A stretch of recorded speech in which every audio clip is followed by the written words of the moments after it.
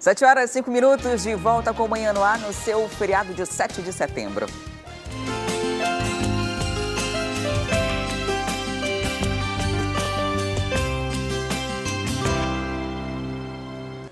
Chegou a hora do nosso quadro Mais Saúde e nós vamos conhecer os benefícios da dança circular.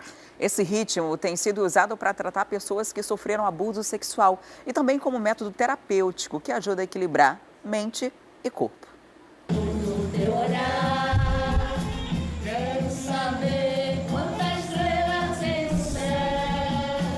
Olhando assim, até pode parecer que essa turma está imitando uma dança típica indígena. Mas, na verdade, os movimentos são parte de um método que traz benefícios ao ser humano.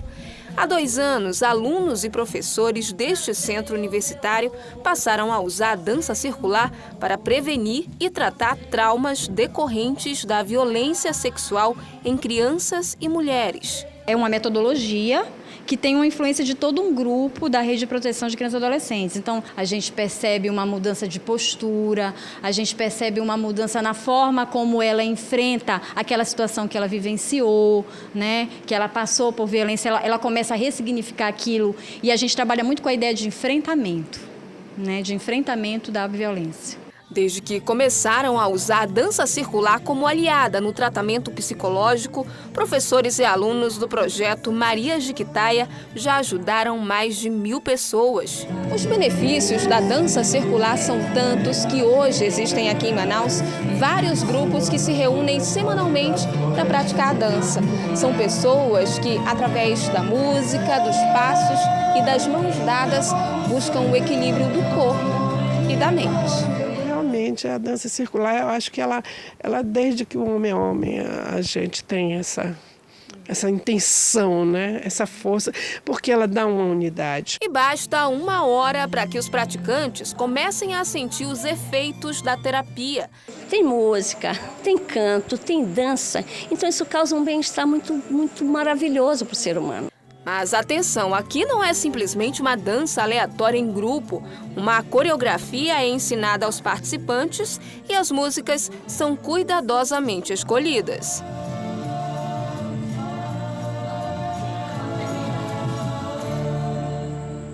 Quem descobriu recentemente a terapia foi a dona Isa.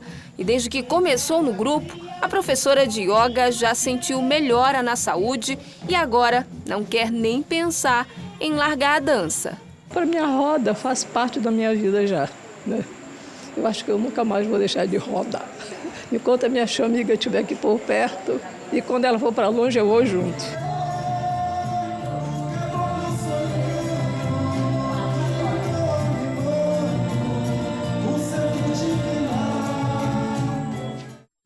E daqui a pouco, na nossa continuação ao vivo no aplicativo A Crítica Play, você vai conferir um material extra. A nossa repórter Rose Chagas aproveitou e também experimentou a dança circular. Baixe grátis o aplicativo no seu celular e assista. É já já. E agora a gente fala de saúde. Manaus apresenta um número alto de pessoas diagnosticadas com diabetes e hipertensão. E o que vem preocupando os especialistas é a procura por tratamento natural e a automedicação, que pode até mesmo agravar as doenças. Seu Ildemar tem 52 anos e é hipertenso desde os 40. Descobriu a doença durante exames de rotina do emprego. Só que eu sentia sintoma tudinho, era cansaço, tonteira, 12 anos que eu tenho diabetes. Para ter uma vida normal, o industriário precisou mudar alguns hábitos e faz uso de 2 medicamentos para controlar o nível de açúcar no sangue. E como seu Ildemar, mais de 30 milhões de brasileiros convivem com doenças crônicas, como diabetes e a hipertensão. A informação é resultado de um estudo feito em junho deste ano por laboratório de pesquisa. As doenças predominam em pessoas do sexo masculino, casadas e com filhos. Em Manaus, os números também chamam a atenção. Segundo a Censa, cerca de mais de 290 mil pessoas maiores de 18 anos foram diagnosticadas como hipertensas e cerca de 100 mil como diabéticas. o excesso de peso e obesidade.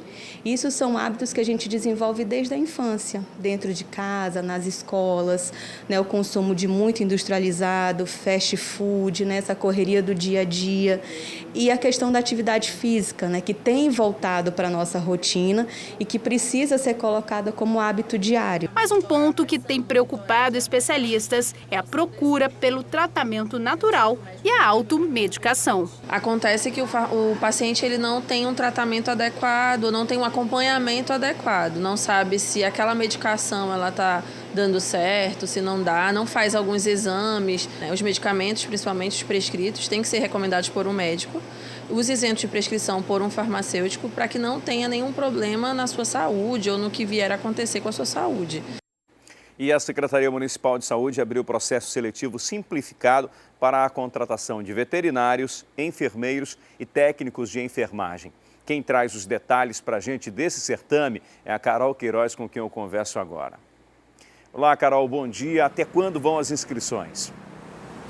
Olá, Wilson, bom dia, um bom dia para a Adriane, também a você que nos assiste, bom dia também, um excelente feriado. Pois é, olha, as inscrições abrem agora no dia 11 de setembro e se encerram no dia 15 de setembro, portanto, um período curto, tá? É bom ficar ligado para não perder aí esse tempo para fazer a inscrição, tá bom? E é o seguinte, serão feitas exclusivamente através da internet, no site da Censa, www.censa.manaus.am.gov.br, tá bom? Agora é o seguinte, o candidato tem que prestar atenção, entrar lá no site, preencher a ficha todinha e aí juntar uma série de documentos que são pedidos por lá. Depois de unir esses documentos, o candidato tem que pegar esses documentos comprobatórios e levar até a sede onde foi estipulado aí pela secretaria, tá bom? Esses documentos servem para comprovar se a pessoa pode mesmo participar desse processo seletivo simplificado que acontece através da somatória de pontos aí pela experiência e outros quesitos que são avaliados pela secretaria, tá? Então é o seguinte, a entrega dos documentos, a gente falou ainda há pouco, que a inscrição vai do dia 11 ao dia 15. A entrega dos documentos vai do dia 11 ao dia 18 de setembro, tá? De 9 ao meio-dia, na divisão de desenvolvimento do magistério, que fica na Avenida Maceió, número 2000, no Adrianópolis. Fica em frente à Secretaria Municipal de Saúde, não tem erro. Vai lá, preenche a ficha, une os documentos e leva tudo lá dentro do prazo estipulado, tá bom? Olha, são 223 vagas, dessas 3 para médico veterinário, 20 para enfermeiro e dessas 20, uma dedicada aí, né, a pessoas com necessidades especiais e 200 vagas para técnicos de enfermagem, 10 destinadas a portadores de necessidades especiais. O contrato tem a validade de 1 ano, são 40 horas semanais e agora a gente vai falar daquilo que interessa, que é o salário, que eu sei que todo mundo quer saber. Então é o seguinte, para médico veterinário e para enfermeiros, ou seja, aí compreendendo o nível superior, o salário é de R$ 6.370.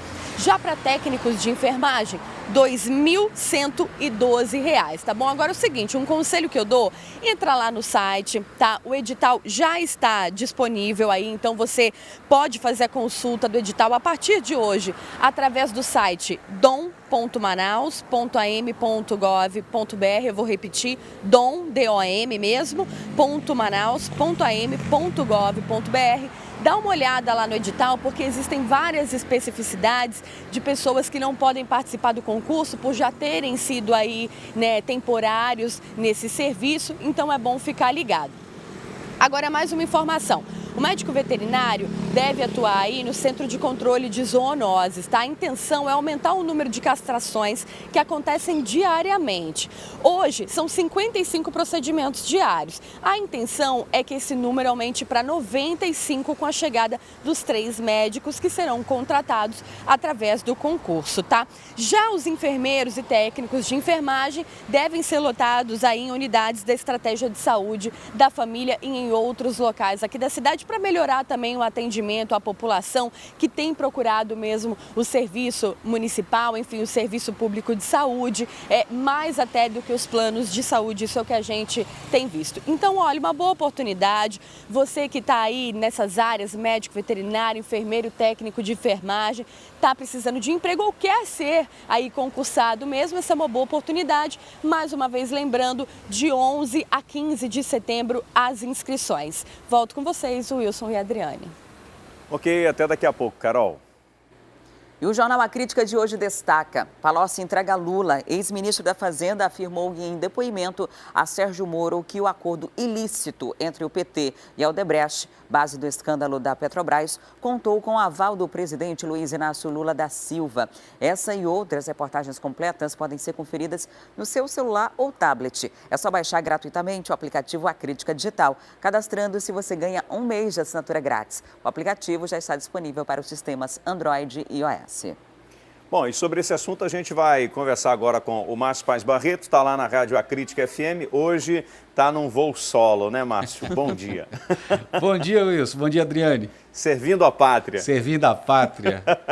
Bom, vamos falar aqui, daqui a pouco a gente fala sobre essa história aqui da capa do Jornal A Crítica. Quer dizer, vamos logo falar, né, sobre essa história aí do Jornal A Crítica. O Palocci era o cara forte, né, do Lula. E aí houve uma pressão muito grande, finalmente ele começou a, como diz o caboclo, a abrir o bico. É verdade.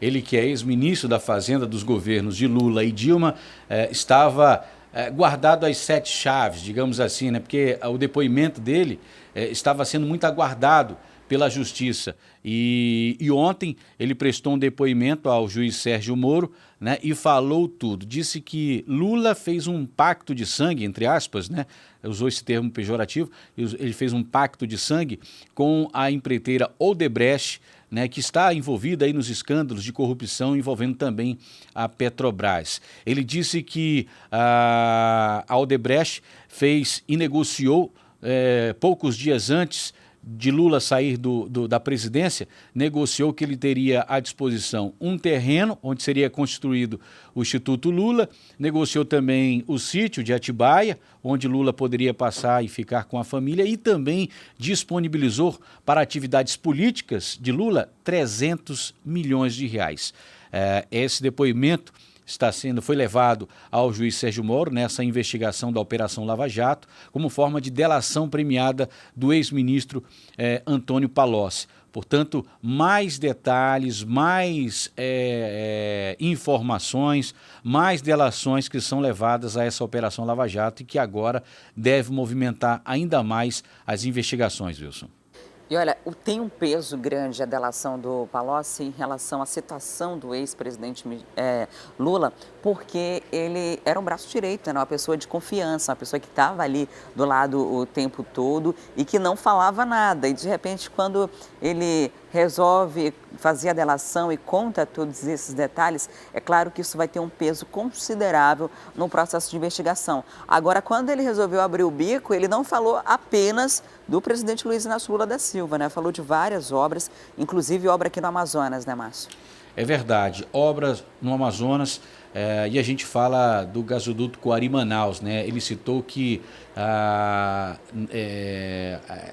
empreiteira também negociou, porque o que eles fazem? Eles desviam dinheiro público, dinheiro da obra e deixam à disposição dos políticos. Nessa delação do ex-ministro Antônio Palocci, ele citou também que o Amazonas, ele disponibilizou, nessas obras do Amazonas, foram disponibilizados mais de 200 milhões de reais. Cerca de 240 milhões dessa obra gasoduto Coari-Manaus. A Odebrecht fazia parte do consórcio que comandou essa obra do gasoduto aqui no Amazonas. E, portanto, ela teria disponibilizado aí e desviado recursos nessa ordem de 240 milhões de reais. É claro que tudo isso será levado em consideração, está sendo colocado no inquérito que apura esse desvio de 12 milhões de reais de propina da Odebrecht junto à Petrobras e que teria beneficiado diretamente o ex-ministro, o ex-presidente Luiz Inácio Lula da Silva, e a ex-presidente também da República, Dilma Rousseff. Esse valor de 240 milhões só de propina?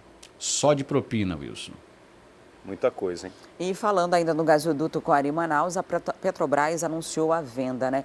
Esses escândalos de corrupção, a gente comentava ontem aqui do quanto afetam a nossa realidade econômica e social, porque à medida que há esses escândalos, há uma desvalorização também do produto, do negócio, e isso acaba forçando o governo a vender depois de um preço muito menor do que poderia realmente ser, porque está envolvido em tantos escândalos como esses que foram delatados. Pois é, esse é o terceiro maior ativo na Amazônia que a Petrobras detém, né? E agora ela quer se desfazer, né? Um projeto inicialmente que foi calculado em 1,3 bilhão de reais e que teve aí, consumiu investimentos de quase 5, né, bilhões de reais. Esse anúncio já foi o segundo anúncio de venda da Petrobras.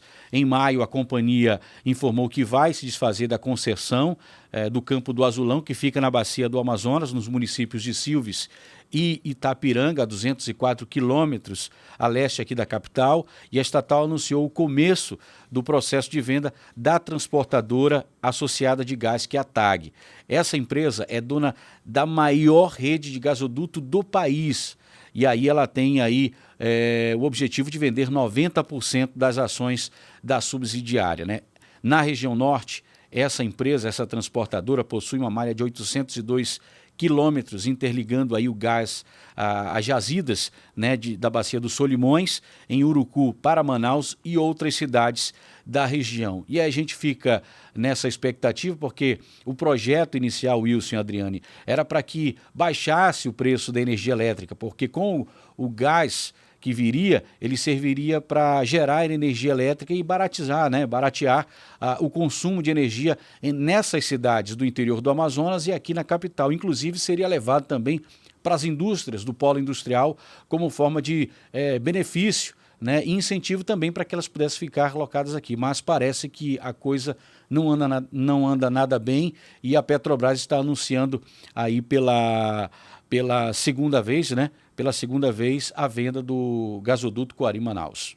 Houve muita promessa com relação a esse gasoduto, viu, Márcio Paes Barreto? A promessa de que o gasoduto iria fornecer matéria-prima, né, uma fonte de energia limpa para a Eletrobras Amazonas Energia, consequentemente a gente ia ter uma energia mais barata. Havia uma promessa de que o gás que a gente usa que seria mais barato, né? Nós teríamos o gás mais barato do país, já que a gente tem bem aqui uma fonte.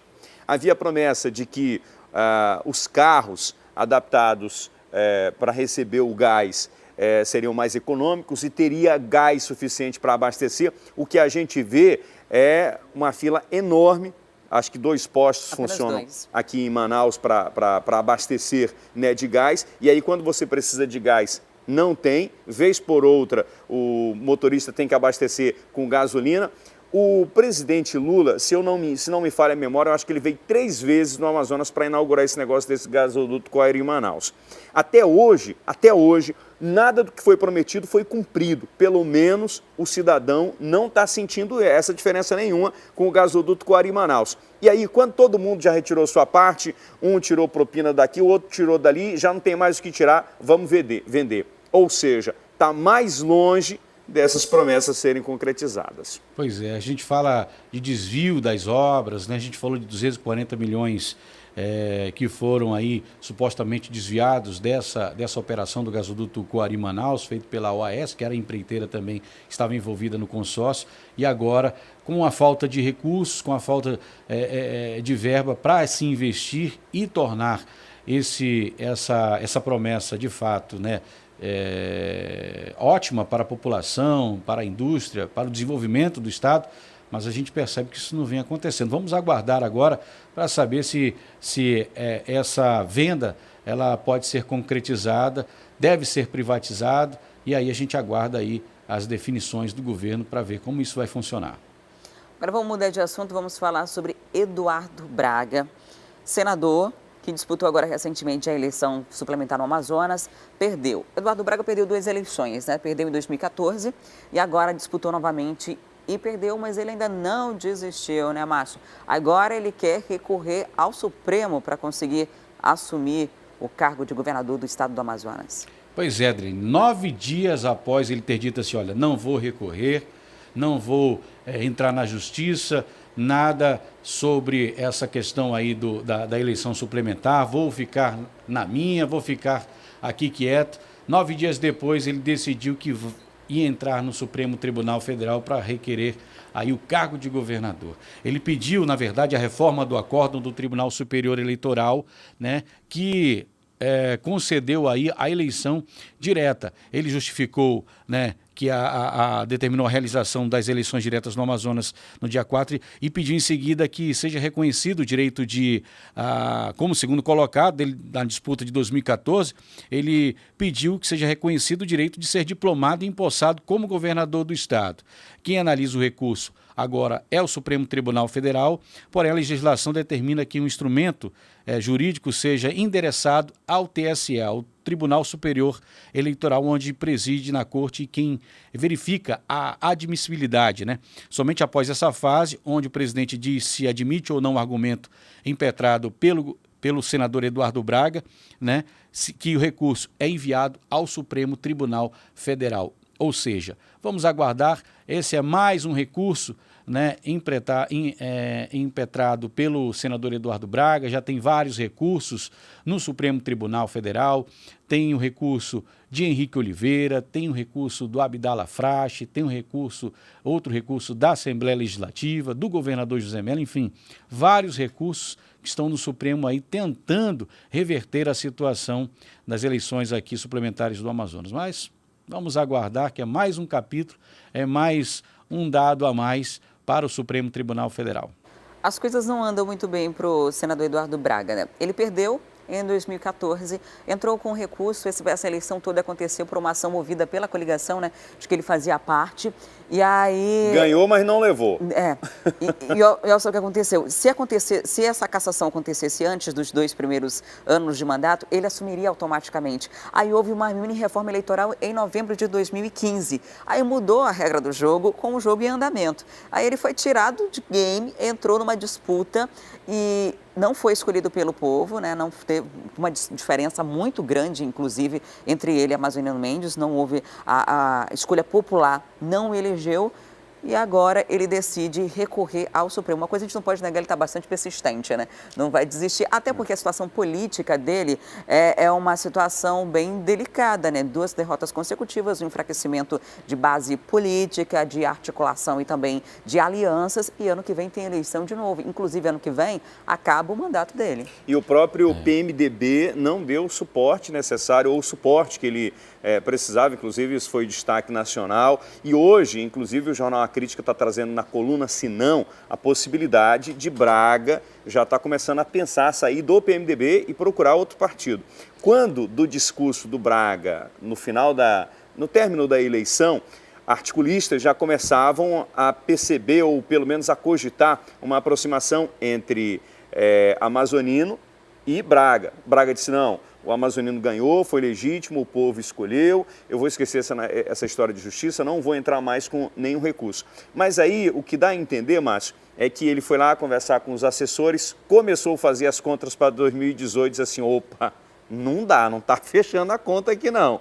O clima está muito nebuloso para 2018. Então, eu acho que foi mais ou menos por aí. Com certeza. E como você bem disse, Adriane, só para a gente colocar a cereja no bolo, o enfraquecimento do senador Eduardo Braga é porque ele perdeu em 2014, perdeu a eleição suplementar, está envolvido em algumas delações premiadas, inclusive a do ex-ministro Antônio Palocci, né, porque essa questão do gasoduto Coari-Manaus foi justamente na gestão do senador como governador do Amazonas. Então, a situação... É a 6ª delação, né? É a 6ª delação. Então, a situação para ele está crítica, eu costumo dizer, a chapa está esquentando. Muito obrigado, Márcio. Bom feriado para você. Bom feriado, Wilson e Adriane. Até amanhã. Tchau, tchau. E o juiz plantonista acatou o pedido da Defensoria do Estado, que pediu a suspensão do limite de 30 segundos para passageiros passarem nas catracas dos ônibus. Sobre esse assunto, eu volto a conversar com o Danilo Alves. Olá, Danilo. Essa decisão ainda cabe recurso? Pode ser reconsiderada? Ainda cabe recurso, sim. Então, a situação é a seguinte. De acordo com informações da Defensoria Pública do Amazonas, o juiz plantonista Cid da Veiga Soares decidiu, na verdade, acatou a liminar pedida pelo DPE, que proíbe a utilização desse novo serviço. A alegação do defensor público Carlos Almeida é justamente que qualquer mudança no serviço público, né, que foi concedido, no caso, pela Prefeitura da cidade, deveria ser avisado para a própria Prefeitura e a Prefeitura, por si só, avisar a população. E isso não aconteceu.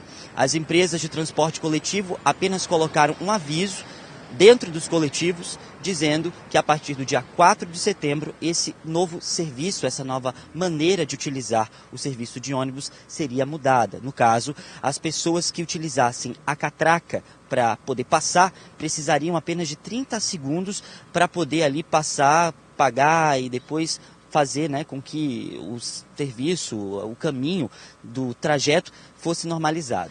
Mas depois de que eles acataram esse pedido, no caso, vai ser proibido. A partir de hoje, os ônibus voltam à normalidade, ou seja, não há mais aquela questão dos 30 segundos. O Sindicato dos Transportes Coletivos, das empresas do transporte coletivos, mandou uma nota dizendo que há já conhecimento da decisão do juiz e que vão realmente respeitar essa decisão e que na terça-feira vai haver uma reunião entre Sinetran e também os órgãos da defesa do consumidor para explicar mais um pouquinho como é que foi essa mudança, o porquê dessa mudança. O Sinetran explicou o seguinte, que há um equipamento na catraca, no caso, aquele equipamento onde a gente passa o cartão Passa Fácil, o cartão do transporte, na verdade, de Vale Transporte, de que existe esse nome desse equipamento chamado silenoide. Vou repetir, silenoide. Esse equipamento, ele queimou em todos os transmissores desses ônibus e, no caso, quando ele queimava, acabava que esses ônibus precisavam de reparos, eles precisavam voltar para as garagens e aí acabava que tinha todo aquele transtorno, não tinha ônibus na rua, a população reclamava e depois que voltava queimava de novo. Então, por conta desse silenoide aí, eles decidiram que a partir do dia 4, no caso, esse sistema ia parar de funcionar. E aí, no caso, consequentemente, haveria apenas 30 segundos para o usuário de transporte coletivo passar na catraca. Já o DPE contestou, falando sobre a questão que eu disse da concessão, da mudança dessa concessão, também a questão da segurança do próprio usuário de transporte coletivo, já com o tempo, já que as pessoas essa semana vão andar mais de ônibus por conta da Semana da Pátria e também algumas outras pessoas, tipo as grávidas, as gestantes, os idosos, que demoram um pouco mais para passar ali na catraca, poderiam acabar se prejudicando, porque depois dos 30 segundos, caso o usuário do transporte não passasse, ele precisaria pagar uma outra passagem, ou seja, quem não passasse ia ali ficar de fora, ia chupar o dedo, ia ter que pagar outra passagem mesmo. Por conta disso, o DPE acabou pedindo essa liminar de proibição que foi acatado pelo juiz. Agora, na terça-feira, vai voltar ali a questão das conversas entre Sinetran e DPE, junto com os órgãos do consumidor, também o Tribunal de Justiça, para poder o Sinetran tentar ver ali se consegue uma espécie de apelo para a Justiça para voltar esse sistema e não prejudicar tanto os equipamentos da catraca e aí melhorar o serviço para a população. O que acontece é o seguinte, é porque foi muito, mas muito polêmico, porque eles apenas colocaram aquele dizer nos ônibus.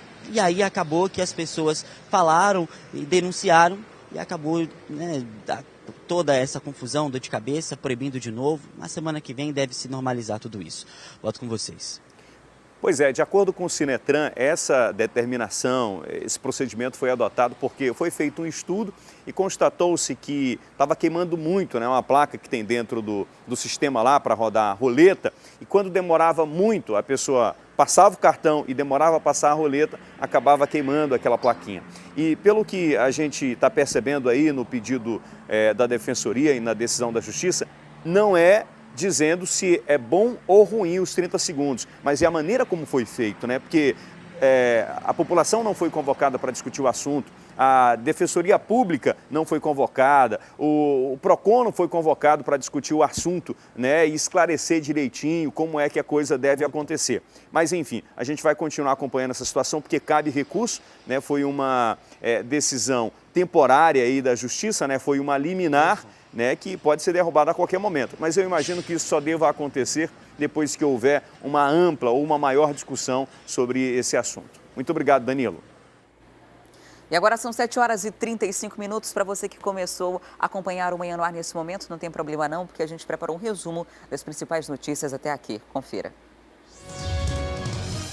Detentas do Centro de Detenção Provisória em Manaus fizeram um motim com refém na tarde desta quarta-feira. Foram 3 horas de negociação. Elas pediam melhorias na convivência e estrutura do presídio. Um gari de 22 anos morreu na manhã de ontem em um acidente de trânsito na Avenida Torquato Tapajós. A vítima estava em uma motocicleta que colidiu com um ônibus escolar. Amazonenses que moram em Miami tranquilizam parentes pelas redes sociais após avanço de furacão Irma. Com ventos de 295 km por hora, o fenômeno deve atingir o sul da Flórida no sábado. Zoológico do Sigues faz campanha para nomear a anta nascida em cativeiro. A espécie corre risco de extinção. Preço da farinha cai e cesta básica fecha mês com redução de 9,39%. Com isso, Manaus passou a ocupar a 8ª posição com menor valor dos produtos entre 24 cidades pesquisadas. Os laticínios, manteiga e leite são os grandes vilões do ano. E entre os melhores amigos do consumidor estão o óleo de soja e o arroz. E eu tenho agora mais um recado para os concurseiros de plantão. O Tribunal Regional Federal da Primeira Região lançou edital de concurso para preenchimento de 20 vagas e cadastro reserva. Quem vai trazer as informações é a Carol Queiroz. Olá, Carol, até quando vão as inscrições?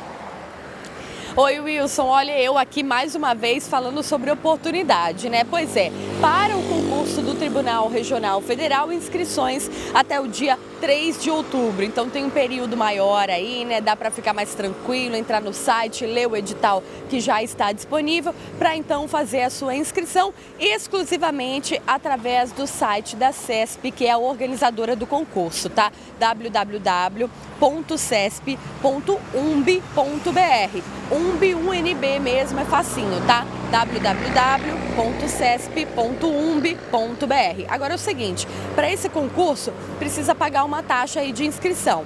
Para quem vai fazer para nível superior, a taxa é de R$ 86. Para quem vai fazer para nível médio, taxa de R$ 75. Esse concurso tem validade de 2 anos, tá bom? E como você disse, viu, Wilson, são 20 vagas, além da formação do cadastro reserva. Então, além dessas 20 vagas, também será formado aí um cadastro reserva, caso a pessoa não compareça, caso haja desistências, enfim, para que essas pessoas sejam chamadas depois, tá? Dessas 20 vagas, 5% são destinadas a pessoas com necessidades especiais e 20% para negros, tá bom? E aí é o seguinte, para os cargos de nível superior, serão aí várias vagas, né, como a gente disse. E aí, para analista judiciário, nas áreas administrativa, judiciária e também nas especialidades de oficial de justiça, taquigrafia e informática. Para os cargos de nível médio, a gente tem técnico judiciário nas áreas administrativas e especialidade em segurança, transporte e apoio de taquigrafia. Vamos falar mais uma vez do que eu tenho certeza que todo mundo quer saber, salário, tá? Para os cargos de nível superior, R$ 10.461.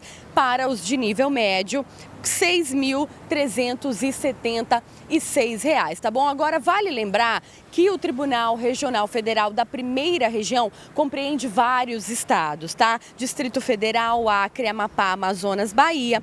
Tem também Goiás, Maranhão, Mato Grosso, Minas Gerais, Pará, Piauí, Rondônia, Roraima e Tocantins. 14 estados, então isso mostra aí o quanto será concorrido este concurso, mas eu tenho certeza certeza que tem gente estudando há bastante tempo. Como eu disse, as inscrições vão até o dia 3 de outubro, então dá tempo de entrar lá no edital, ler direitinho, com calma, fazer a sua inscrição e dar aquela última estudada. Então, boa sorte aí a todos os concurseiros. Mais uma oportunidade. Volto com você, Wilson Adriane. Ok, muito obrigado, Carol. E depois do intervalo a gente mostra as novidades da Feira Internacional. E boa música do Tacacá na Bossa, é um instante só, não saia daí.